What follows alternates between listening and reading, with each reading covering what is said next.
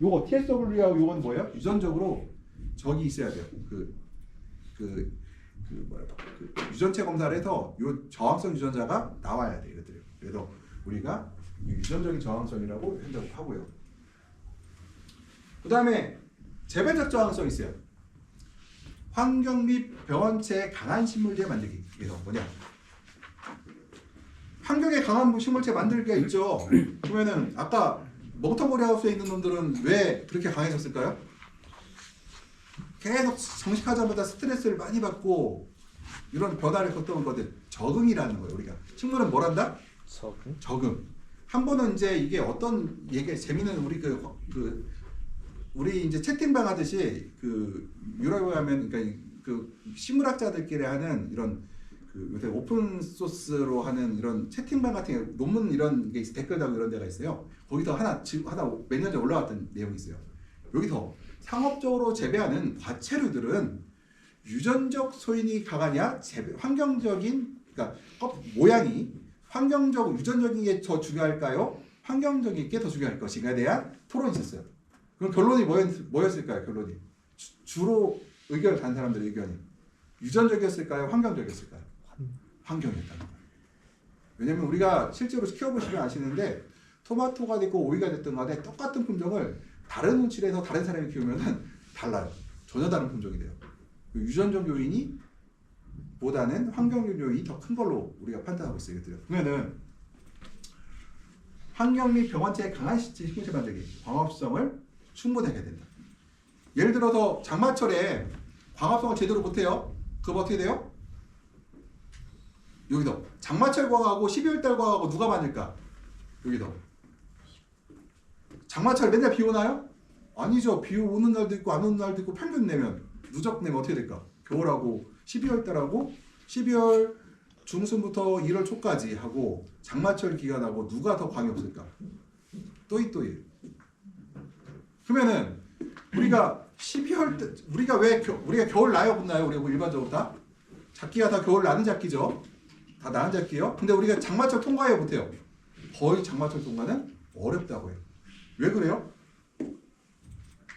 광합성을 했는데 뭘 해야 돼요? 광합성 성분을 적절하게 배분해야 된다. 광합성은 뭐에 관련 있어요? 광과 온도와 관련이 있죠.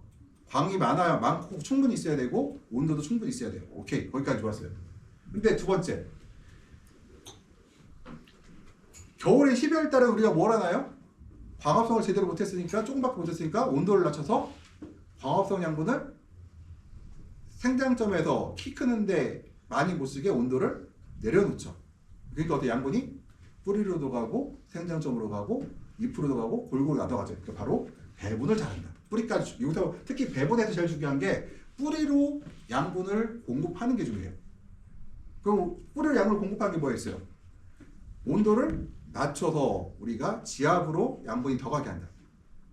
온도를 낮추게 되면은 우리가 지상부보다 지하부가 좀 높거든요. 그럼 지하부로 양분이 더 가게 돼요. 그러면은 뿌리가 좀 더 강하게 유지된다. 근데 방치하게 되면 어떻게 된다? 여름철에 장마철은 어때요? 더 시원해요? 덥죠.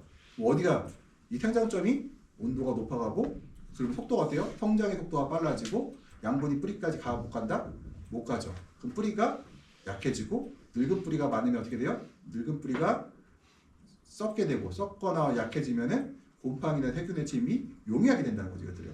여기서 광합성 충분하게 한다. 오케이. 요거는 이해했어요. 광합성을 해야 내가 세포벽도 두껍게 만들고 뭐 새로운 어린 세포, 늙은 세포를 제거하고 늙은 뿌리를 없애버리고 새로운 뿌리를 만들어낼 거란 말이거든요. 교체를 한단 말이거든요. 그래서 광합성을 적절하게 배분한다. 이게 되게 중요한 거예요. 이것들요. 그러니까 광합성도 중요한데 더 중요한 건 뭐다? 두 번째예요. 첫 번째는 우리가 할 수 있다 없다? 할 수는 있는데 제한이 있어요.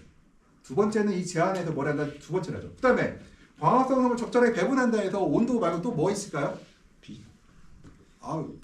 빛은 이제 딱 정해져 있고 온도 낮추느라고 했죠. 또 하나 게 있어요. 과일 개수. 과일은 내가 살아가는데 필요가 없어. 사실은 내가 번식할 때 필요한 것뿐이죠. 그러면은 과일과 꽃의 개수를 조절하면 어떻게 돼? 누가 커져요? 뭐가 남아요? 배분이라고 했어요. 가만 놔두면 어디로 양분이? 과일로 가는데 내가 과일과 꽃을 제거하면 어디로 갈 수 양분이? 뿌리로 더 가겠죠. 이 배분, 적절하게 배분한다. 요게 중요한 거예요. 적절하게 배분한다. 뿌리로 양분이 가서 새로운 뿌리를 만들게 해줘야 돼요. 그러니까 우리가 이게 병이라는 거 우리가 그 식물 요게 아마 그 책에는 안 나와 있거든요. 제가 추가로 만든 내용이거든요. 우리는 왜냐면 항상 병을 얘기할 때 우리 온실과 가해도 연결해서 얘기를 해야 돼요. 환경과 같이 얘기해서 그것들을. 그러면은 적정하게 배분한다는 얘기는 내가 뿌리로 양분을 어떻게 하든 공급을 해야 된다는 얘기들이에요. 뭐 충분하지 않더라도 그래도 해야 된다는 얘기예요. 그다음에 요즘에 전화 오는 분들이 있어요. 저한테 요새 뭘로 전화 오냐? 시든다고 전화. 왜 시들까? 왜냐면은 우리들 느낌이 토마토나 파프리카 하신 분들은 지금 가격이 비싸. 우리가 1월 달에 과일을 많이 달았단 말이에요. 근데 온도가 어때요? 갑자기 막 올라가죠. 근데 과일 잔뜩 달았는데 과일이 없어질 때요. 1월 달, 2월만 해도. 그럼 양분을 과일을 달았으면 양분이, 그러니까 광합성 양분이 배분이 어떻게 됐다? 배분이 어떻게 됐어요? 어디로 갔어요? 과일로 가고 뿌리로? 못 갔죠. 그럼 찢어본 뿌리가 별로 없죠. 그러면 낮에 시들어야 시들어요. 근데 해는 갑자기 지금 순간관장이 1000W, 700W가 넘어가기 시작해요. 그럼 어때요? 시들 수밖에 없게 되겠죠. 그 다음에 세 번째, 근권 미생물 발달에서는 광합성이 충분히 돼야 한다. 이게 무슨 얘기냐? 식물 뿌리 주변에 우리가 장내세균, 우리 사람도 뭐가 있어요? 장내세균 있죠. 저는 그 맞는 내가 의학을 잘 모르기 때문에 장내세균을 키우기 위해서 우리가 뭐 먹으라고 한 거예요? 유산균. 뭐 유산균은 추가해야죠. 뭐 올리고당, 미생물이 장성 미생물이 먹는 올리고당을 먹여서 뱃속에 뭐 장내 미생물을 뭐 균형을 맞춰준다 뭐 이런 광고가 나와요. 그러면은 우리는 식물은 장내 미생물 같은 역할을 하는 게 뭐예요? 뿌리 주변에 사는 근균류라는 것들이죠. 근균류, 라이조비즘이라고 하는 그 근권에 사는 미생물들이에요. 그럼 걔들은 뭘 먹고 산다? 광합성을 안 하죠. 땅 속에 있으니까 어떻게 해요? 뿌리에 자기 균사를 박아놓고 뿌리에서 양분을 빼먹고 산다. 그럼 내가 양분을 뿌리로 공급을 잘해야 돼요? 못해야 돼요? 잘해야지 근균류가 발달하겠죠. 그리고 근균류를 유인하게 해서 뭐냐면은 우리 생물학 시간에 우리 고등학교 때, 중학교 때, 고등학교 때 생물학 시간에 보면 뿌리 골고라고 배웠죠. 뿌리부터 여기서. 그때 배웠을 거예요. 뭐가 나온다? 양분이 여기서 바깥으로 나와요. 언제? 양분이 여유가 있을 때. 그러면 요 양분이 나오면 어떻게 돼요? 그 양분을 먹고 사는 토마토나 오이에 공생하는 균들이 모이게 되고 모여서 균균류를 만들고 균균류를 만들면은 양분과 수분의 흡수를 도와주고 또 뭘 한다고 했어요? 얘들이 뭐 한다고 했어요? 다른 병화성 미생물이 접근하는 것을 막아준다고 했죠. 밀도가 높아지면 다른 것들 못 들어와. 공간이 없어서 얘들이. 그 다음에 중요한 게, 그 다음에 칼슘이 충분히 공급되도록 식물체를 관리한다. 이거는 세포벽과 관련했어요. 이 칼슘과 팩틴 합성에는 이 팩틴이 세포벽을 만드는 물질이거든요. 칼슘이 들어가 있어요. 칼슘이 들어가 있으면은 이게 세포벽을 단단하게 만들어줘요. 우리가 이제 1학년이라서 보는데 배꼽성과라는 게 있는데 과채류 이런 뭐 과일이 있는데 배꼽성과 만나면 이 배꼽 부분이 이렇게 과일에 저기 썩는 것들이거든요. 이게 왜 썩느냐면은 세포벽을 못 만들어서 이 썩은 거예요. 왜 세포를 만들었을까? 바로 칼슘을 흡수 못했기 때문에. 칼슘을 흡수를 한다는 거는 뭐냐? 우리가 다른 양분들 마그네슘이나 인산이라든가 뭐 질산태질소 이런 거 있잖아요. 우리 다 배웠죠? 질소, 인산, 뭐 마그네슘, 우리 식물들이 필요한 16개 원소에 대해서 배웠어요. 근데 칼슘은 독특해요. 몇 개 그런 게 있는데 그중에 칼슘은 다량 원소이기 때문에 독특해요. 어떻게 독특하느냐? 내가 1시간 전에 지금 내가 일이 필요해요. 1시간에 일이라는 게 필요해요. 오늘 1시간 동안 일, 다음 시간도 일, 2개가 필요해요. 근데 2시간 전에 일을 먹었어. 그리고 지금 빵을 먹었어. 그럼 나는 기아 상태일까요? 아니면은 양분이 충분한 걸까요? 칼슘은 기아 상태예요. 무슨 얘기냐? 칼슘은 그 순간에 필요한 것만큼 필요한 것이지 내가 딴 때 흡수를 더 했더라도 이용할 수가 없다. 칼슘은 한번 들어오면 그걸 끝이에요. 한번 지나가면 끝이에요. 내가 몸속에 세포에 저장된 거를 재활용하지 못한다. 그때 계속 공급돼야 된다. 그러면 여기서 칼슘이 충분히 공급대로 관리한다. 그러면 식물이 칼슘을 양분을 흡수하게 되면 뭘 해야 돼요? 양분을 잘 흡수하려면 증산이라는 걸 거쳐요. 증산이 뭐예요? 식물에서 잎에서 수증기를 바깥으로 뿜어내는 것들 우리가 증산이라고 하죠. 그러니까 증산이라는 거는 식물체가 물을 흡수할 때 뭐가 같이 들어갈까요? 물 안에 칼슘, 마그네슘, 뭐 여러 가지 양분을 흡수를 해서 같이 들어가죠. 들어갈 때 세포를 통과해요. 통과하고 어때요? 세포를 통과하면서 세포벽에 그 세포를 새로 만들어낼 때 거기다 양분을 공급하고 그 다음에 기공을 통해서 밖으로 빠져나가요. 그럼 뭐가 계속 일어나야 돼요? 하루 종일 24시간 동안 증산이 일어나죠. 만약 증산이 안 일어나면 뭐가 흡수한대요? 칼슘이 특히 그렇죠. 왜? 칼슘은 저장한 걸 이용하지 못한다? 못한다. 그때 계속해서 공급됩니다. 그러면은 낮하고 밤하고 세포 성장이 누가 빠를까요? 세포가 만들어지는 속도는 낮이 빨라요. 왜냐면 온도가 높기 때문에. 근데 그럼 밤에 세포가 만들어져 안 만들어져요? 만들어지죠. 밤에도 만들어져 세포가. 밤에도 낮에도 만들어지는데 온도가 높으면 더 빨리 만들어져요. 개수가 늘어나요. 그러니까 낮에 칼슘이 더 필요한 건 맞아요. 그럼 밤에 필요해요? 필요 없어요? 필요해요. 그리고 새로운 세포가 만들어지니 칼슘을 계속해서 흡수해야 돼요. 그러면은 밤에 증산이 일어날까요? 그러면은 증산이 일어나기 어렵죠. 왜? 온실 안에 문을 닫아놓고 있어서 온실 습도가 거의 100%에 육박한다고 가정하고, 두 번째 난방을 잘 안 해서 우리가 충분히 온실의 온도를 공급하지 못한 에너지를 공급하지 않는다면은 증산 에너지가 없고 공기 중에 물을 증산할 수 있는 공간이 없기 때문에 어떻게 증산의 속도가 늦어지거나 안 된다는 얘기가 돼요. 그러면은 밤에 만들어진 세포들은 칼슘 결핍 증상이 발생할 수도 있다. 우리가 끊임없이 밤에도 증산하게 노력을 해야 된다. 온실을 관리해야 된다. 그러니까 야간 증산하기 위해서 우리가 보통 여러 가지를 하는데요. 그러니까 보온만은 갖고는 안 돼요. 보온이라는 거는 뭐예요? 습이 바깥으로 나가지 않게 하는 보온이 잘 돼요. 보온을 하게 되면 어떻게 돼요? 칼슘 흡수가 잘 안 되죠. 그래서 우리가 적정하게 직사할 수 있도록 유동팬도 바람도 좀 유동시켜주고 공기도 유동시켜주고 그 다음에 습을 중간중간에 빼줘서 식물이 칼슘을 그러니까 증산할 수 있는 여력을 만들어주기도 하고 그 다음에 체온이 떨어지면 난방을 통해서 식물체가 증산할 수 있는 에너지도 공급해주고 하는 거죠. 그래서 칼슘이 충분히 공급되도록 식물체를 관리한다. 펙틴 합성에는 칼슘이 충분히 공급돼야 한다. 그래서 펙틴 합성할 때 칼슘이 없으면은 바로 세포가 약해지거나 어떤 때는 괴사하는 경우가 있다. 그래서 배꼽성과 바로 대표적으로 그러니까 토마토나 고추나 이런 작물에서 보통 배꼽성과가 되게 많이 심하거든요. 이렇게 다 칼슘이 그러니까 세포벽을 만들 때 세포가 세포벽을 만들 때 충분히 칼슘이 들어가지 못해서 바로 이 세포벽을 만들지 못했기 때문이라고. 그 다음에 두 번째 식물체의 털 얘기했죠. 털은 어떻다? 벌레들도 싫어한다. 그리고 싫어하고요. 털이 있으면은 그 식물체 표면에 물이 붙기가 쉬울 거 어려울까요? 어렵죠.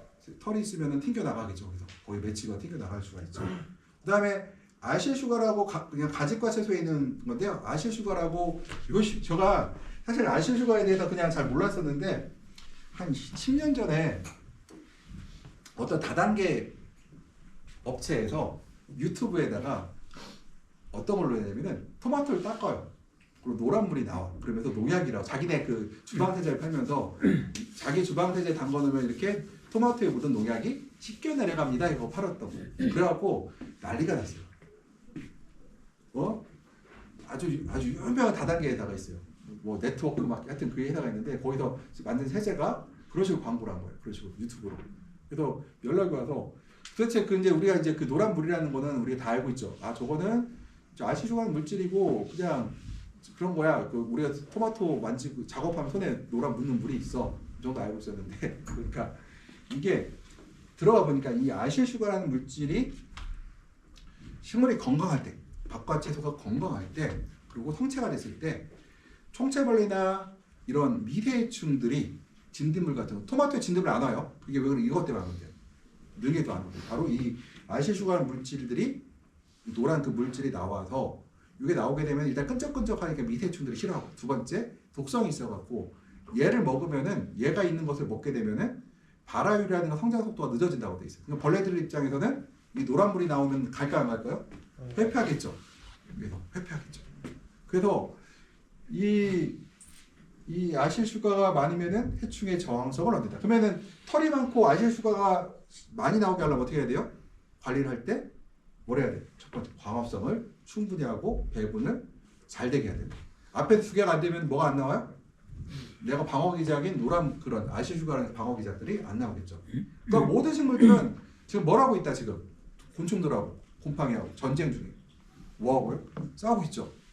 벌레가 나한테 못 오게 하려고 하고 벌레가 설사 붙었다 하더라도 얘네가 나를 먹으면은 배탈 나거나 아니면은 뭐 해야 돼요?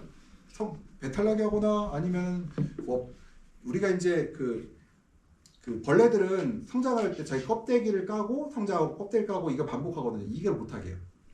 껍데기가 안 까지고 그냥 죽게 만드는 거. 많이 들어봤죠? 농약이 못해요. 이 아실슈가도 누가 그래요? 그러면은 아실슈가 몸에 좋냐? 아이 좋진 않죠. 왜냐면 제가 이거 아실슈가를 노란불 많이 보던 저희 손 거칠거칠해지거든요. 그 얘기는 뭐예요? 뭐 좋을 건 없는데 그렇다고 해서 농약은 아니죠. 벌레한테 해로운 거는 사실은 사람한테도 별로 좋을 게 없죠. 대표 여기 담배 피는 친구들 손 들어봐요. 담배. 네. 그 담배 뭐 때문에 먹어요? 네? 뭐 때문에 피워요? 니코틴 중독된 거죠. 그 네. 담배는 어디서 와요? 담배 잎에서 나와요. 담배잎은 가지과죠. 네. 가지과의 담배는 왜 담배가 우리 학생들 저기 뭐야 기분 좋으라고 그걸 만들었을까요? 아니요. 왜 그걸 뭘까요? 집중력이 벌레 집중력 강하게 하라고? 벌레. 그게 원래 그 있잖아 담배 그 니코틴 있죠? 그게 농약이에요 지금 우리 살충제로 써요. 그걸 우리가 네오 니코틴계라는 농약이 있어요. 그러니까 뭐냐 네오가 뭐예요? 새로운 거죠. 니코틴계를 그러니까 담배에 있는 니코틴을 갖다가 모방해서 우리가 농약을 몇 가지 만들었어요. 그걸 우리가 네오 니코틴계라고 불러요. 그러면은 여기 계신 분들 담배는 뭐다? 목적이 원래? 담배잎이 그냥 만든 게 아니라 왜 만들었어요? 벌레들 오면은 죽이려고 만들었죠. 근데 우리는 좋다고 이제 그거 갖다 이제 기분 좋다고 피우고 있죠. 이제 또 하나 카페인은 그럼 뭘까요? 카페인 농약. 카페인도 그렇죠. 카페인도 농약이에요. 그것도. 그래도 벌레 못 오게 만든 거예요. 근데 사람은 먹고 이제 흔히 말해 정신 집중된다고 우리가 카페인을 먹고 있죠. 그거를 갖다가. 우리가 먹고 있는 그 대표적인 농약 살충제 성분이 바로 카페인하고 니코틴. 특히 니코틴 같은 경우는 현재 독성이 강한 농약으로. 그러니까 네오니코틴계는 좋죠. 뭐가 좋아요? 먹었는데 안 죽었잖아. 그러면 네오니코틴계를 먹으면 사람이 죽을까 안 죽을까? 잘 안 죽어요. 잘 안 죽어요. 네, 그러니까 인간 독성은 높다 낮다? 낮다. 인간 독성만 낮은 게 아니라 인간과 똑같은 게 있죠. 개, 뭐 고양이, 소 독성이 높을까 낮을까? 낮죠. 그러면은 여기서 그 농약은 그럼 좋은 농약이야 나쁜 농약이에요? 좋죠. 그렇죠. 온열동물한테 해가 적고 벌레한테 해가 강해. 그런데 지금 네오니코틴계가 우리나라에서는 사용이 허락되어 있는데 유럽에서는 사용이 금지되어 있는 농약이에요. 벌? 그렇지. 벌 독성이 높아갖고 벌을 갖다가 너무 많이 죽였대요. 그래갖고 네오니코틴계 약제가 대표적인 게 이제 우리가 잘 알고 있는 게 최근에 나온 게 팬텀이라고 드셔봤죠? 여기 노사지시 보면 팬텀 많이 뿌리셨을 거예요. 팬텀 뿌리면은 벌 넣어요, 못 넣어요? 못 넣죠. 왜? 그게 바로 네오니코틴계 농약이거든요. 이게 벌 독성이 굉장히 강해요. 우리 학생 담배 피는 학생들 담배 끊어요. 그 살충제요. 그러면 살충제 먹고 있는 거였다. 살충제 먹고 있는 거였어. 여기도 보면은 45분인데 55분까지 했다가요. 그다음에 담배 화장실 갔다 오세요. 출석 부르고 참. 출석 이따 불러야겠다. 나가고.